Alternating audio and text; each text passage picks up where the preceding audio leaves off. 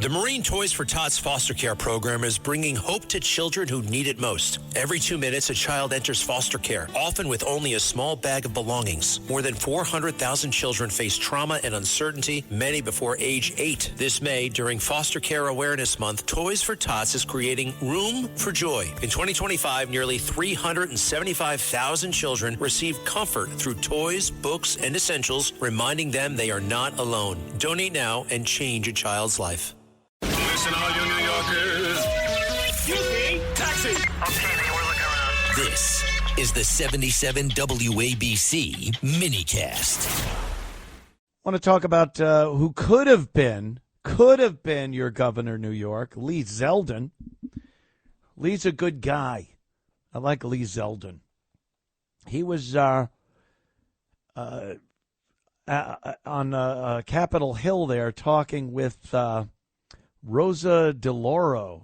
She's that insane old lady with the blue hair. She got blue streaks in her hair, and looks like she's 1,000 years old. And I love when things like this happen. Zeldin's talking to her. She's going off on climate change nonsense. And Zeldin just buries her. And this happens all the time because Democrats run on 100% emotion. It's all emotional-based drivel. They're trying to get win the hearts and minds of their constituents, get their money from them, and get their votes by saying we care and we're doing things for you. And meanwhile, sometimes the truth is a little harder than that. And facts don't fit into this nice Hallmark card that Democrats like handing out to their voters. Lee Zeldin, he's talking to Rosa DeLauro about climate change, and he just nails her. Listen to this one. Do you got the clip, or you need a number? Oh, AC1. The budget proposal reads like a climate change denier's manifesto. Yeah. When climate change is flooding our streets, poisoning our air, driving up health care and disaster costs, how can the EPA justify abandoning that duty to protect Americans to appease polluters under the false flag of economic growth? Following the law, Section 202 of the Clean Air Act, where does it say anything about fighting global climate change? Loper Bright, Supreme Court case. You familiar with it?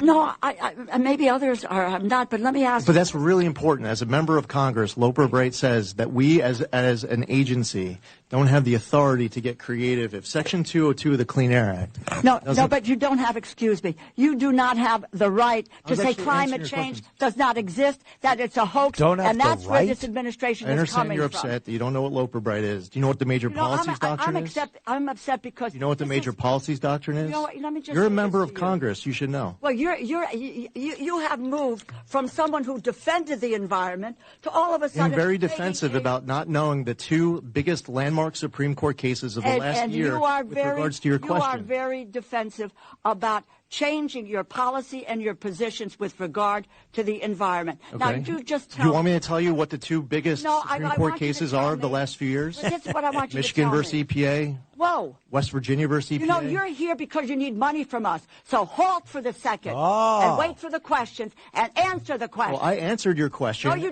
didn't like my answer because you don't know what Loper Bright is, because you don't know what the major policies doctrine is, because you're asking me about Section 202 of the Clean Air Act, and you don't read it. You don't know what it says. Listen, and what you want to do is to deny. No, I actually read the law. I do my homework.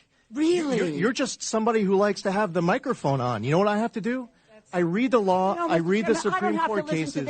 And I would say what you should do for your constituents is actually read statute. The budget is at real risk. Read your Supreme Court. This is the Appropriations Committee. Oh, you care about science? Now you're threatening to defund it? Oh, my God. No, you don't fund because science. You don't know what Loper Bright is. Because you don't know what the major policies doctrine is. Your message to our folks at the EPA is that you want to defund us. I don't have to listen to this BS.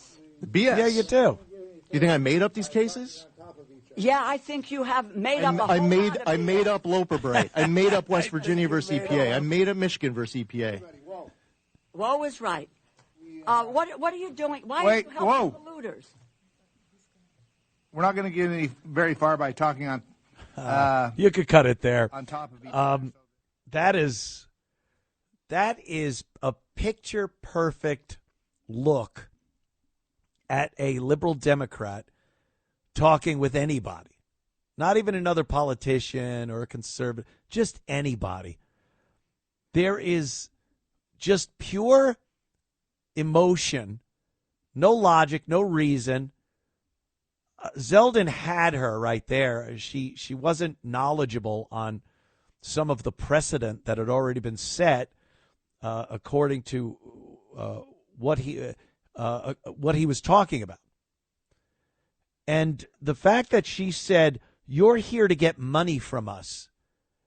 What, if you don't agree with Rosa DeLauro, you don't get financing from the Appropriations Committee?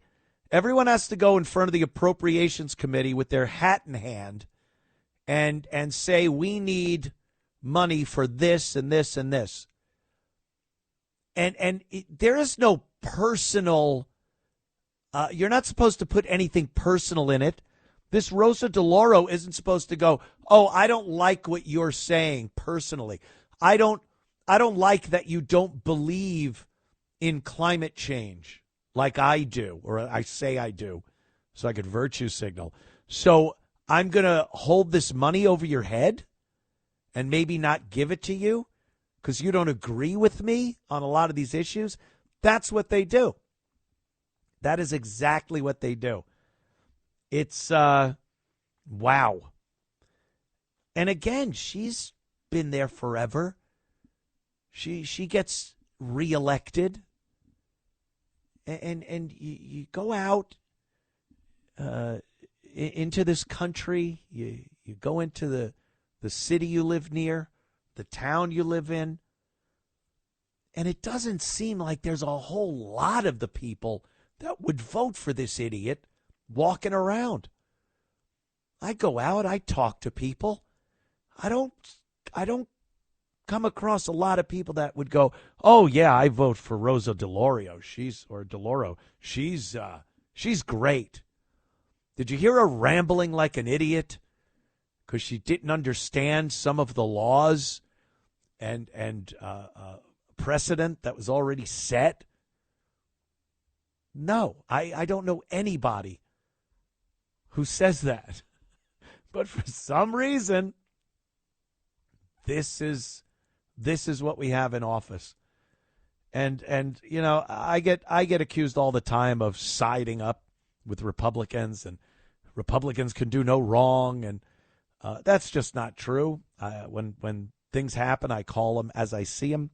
I have a lot of disagreements with Republicans, and the president, Trump, but I mean, it's so common to see these Democrats just babbling and trying to get their voters to vote for them. I know it's part of the job, but to blatantly lie, and they're so uninformed about everything. Listen to them talk about gun control. They know nothing about guns. They know nothing about the laws. They can't even define an assault weapon. And they go out there and they'll speak like they know everything about it. Oh, boy. Oh, it's out of here. Home run Ferry Hawks. Get ready, Staten Island. It's time to celebrate 5 years of Ferry Hawks baseball. Come out to the ballpark as the Ferry Hawks welcome in the Charleston Dirty Birds May 5th through the 10th. Grab the kids and come on out. We kick it off on Tuesday, May 5th with Cinco de Baseball with $5 tickets and $5 food and beverage specials. And we end the week as we celebrate all moms on Mother's Day. Moms get in free. Visit ferryhawks.com now to lock in your seats.